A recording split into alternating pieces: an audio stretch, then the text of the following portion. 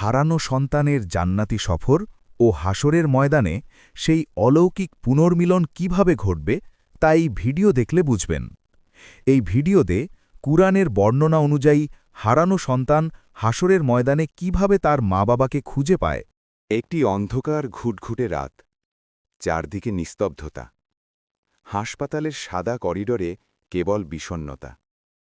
হাসপাতালের সাদা করিডরে কেবল একজন মায়ের গুমড়ে কাঁদার শব্দ শোনা যাচ্ছে। ৯টি মাস ধরে যে রঙিন স্বপ্নগুলো ডালপালা মেলেছিল, এক নিমিষেই যেন সব ধূসর হয়ে গেল। ডাক্তার যখন খুব নিচু স্বরে বললেন, আমরা অত্যন্ত দুঃখিত, বাচ্চাটিকে বাঁচানো গেল না, তখন সেই মায়ের মনে হল আসমানটা বুঝি তার মাথার ওপর ভেঙে পড়েছে। নিজের নাড়িছেঁড়া ধনকে একবার দেখার সৌভাগ্য হল না, তার আগেই সে পাড়ি জমাল অজানার দেশে। পর্দার ওপারে আল্লাহর অরশের নিচে তখন শুরু হয় এক অদ্ভুত সুন্দর দৃশ্যপট। রহমতের ফেরেশতারা অত্যন্ত মমতায় তাকে সাদা রেশমি কাপড়ে জড়িয়ে নেন। তারা তাকে নিয়ে সোজা চলে যান জান্নাতের এক সবুজ উদ্যানে। সেখানে যাওয়ার পর সেই শিশুটি আর একা থাকে না। সে দেখতে পায় তার মতোই হাজার হাজার ছোট্ট শিশু সেখানে খেলাধুলা করছে। জান্নাতের সেই বাগানের নাম আল বারজাখ। সেখানে তাদের দেখাশোনা করার জন্য স্বয়ং হজরত ইব্রাহিম আলাইহিসসালাম এবং হজরত সারা আলাইহাসসালাম অপেক্ষা করেন। তারা সেই ছোট্ট শিশুটিকে বুকে টেনে নেন, ঠিক যেমন একজন দাদা বা দাদি তাদের নাতিনাতনিকে কাছে টেনে নেন। সেখানে কোনো শোক নেই, কোনো কষ্ট নেই। জান্নাতের সুশীতল বাতাস আর মেশক আম্বরের ঘানে শিশুটির মন ভরে যায়। সে অবাক হয়ে চারপাশ দেখে। স্ফুটিক স্বচ্ছ ঝর্ণা, যেখান থেকে দুধ আর মধুর নহর বয়ে যাচ্ছে। শিশুটি যখন তৃষ্ণার্ত হয়, তখন জান্নাতি পাখিরা এসে তাকে জান্নাতের শরবত পান করিয়ে দেয়। সে এমন এক রাজ্যে প্রবেশ করে যেখানে কোনো অন্ধকার নেই, কিন্তু তার মনে একটা সূক্ষ্ম টান থেকে যায়। সে বারবার জান্নাতের জানালা দিয়ে নিচের দিকে তাকায়। সে তার সেই মাকে খোঁজে যার গর্ভে সে বড় হচ্ছিল। সে দেখতে পায় তার মা ডুকরে কাঁদছে। শিশুটি তখন ফেরেশতাদের জিজ্ঞেস করে, আমার মা কেন কাঁদছে? আমি তো অনেক ভালো আছি। তখন ফেরেশতারা মুচকি হেসে বলেন, তোমার মা জানে না আল্লাহ তার জন্য কি নেয়ামত লুকিয়ে রেখেছেন। জান্নাতের এই সময়গুলো শিশুটির কাটতে থাকে অনেক আনন্দে। সে সেখানে পড়াশোনা করে, সে সেখানে খেলাধুলা করে এবং মহান আল্লাহর বড়ত্বের গল্প শোনে। জান্নাতের প্রতিটি ধূলিকণা যেন তাকে অভ্যর্থনা জানায়। কিন্তু তার আসল অপেক্ষা তো কিয়ামতের দিনের জন্য, যেদিন সে তার বাবা মায়ের হাত ধরে জান্নাতে প্রবেশ করবে। জান্নাতের এই প্রথম অধ্যায়টি প্রতিটি শোকাতুর বাবা মায়ের জন্য এক বিশাল সান্ত্বনা। আপনার হারিয়ে যাওয়া সন্তানটি হারিয়ে যায়নি, সে জান্নাতের সেই অপরূপ বাগানে এক অলৌকিক শান্তিতে আছে। হজরত ইব্রাহিম আলাইহিসসালামের স্নেহচ্ছায়ায় সে বড় হতে থাকে। সে বড় হতে থাকে আধ্যাত্মিক পূর্ণতায়। পৃথিবীর কোনো মলিনতা, কোনো কষ্ট বা রোগ তাকে স্পর্শ করতে পারে না। সে জান্নাতের সবুজ পাখিগুলোর সাথে উড়ে বেড়ায়, মিশে যায় নূরের তৈরি ফেরেশতাদের মিছিলে। সে বারবার জান্নাতের দ্বারপ্রান্তে গিয়ে দাঁড়ায় এবং নিচের দিকে তাকায়।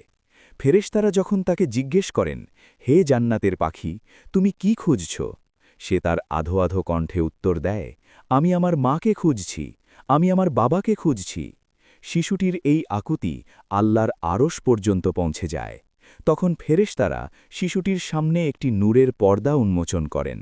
শিশুটি দেখতে পায় পৃথিবীতে তার মা তখনও জায়নামাজে বসে অশ্রু বিসর্জন দিচ্ছেন। সে বড় হতে থাকে আধ্যাত্মিক পূর্ণতায়। পৃথিবীর কোনো মলিনতা, কোনো কষ্ট বা রোগ তাকে স্পর্শ করতে পারে না। সে জান্নাতের সবুজ পাখিগুলোর সাথে উড়ে বেড়ায়, মিশে যায় নূরের তৈরি ফেরেশতাদের মিছিলে। সে বারবার জান্নাতের দ্বারপ্রান্তে গিয়ে দাঁড়ায় এবং নিচের দিকে তাকিয়ে থাকে। ফেরেশতারা যখন তাকে জিজ্ঞেস করেন, হে জান্নাতের পাখি, তুমি কি খুঁজছ? সে তার আধো আধো কণ্ঠে উত্তর দেয়, আমি আমার মাকে খুঁজছি, আমি আমার বাবাকে খুঁজছি। আল্লাহ ফেরেশতাদের নির্দেশ দেন, এই শিশুদের কেয়ামত পর্যন্ত এখানে নিরাপদে রাখো। কেয়ামতের ভয়াবহ দিনের কথা চিন্তা করুন, যখন সূর্য মাথার খুব কাছে চলে আসবে। মানুষ তীব্র গরমে আর তৃষ্ণায় ছটফট করবে। নফসি নফসি রবে সবাই অস্থির হয়ে উঠবে। সেই কঠিন সময়ে এই শিশুরা জান্নাত থেকে বেরিয়ে আসবে।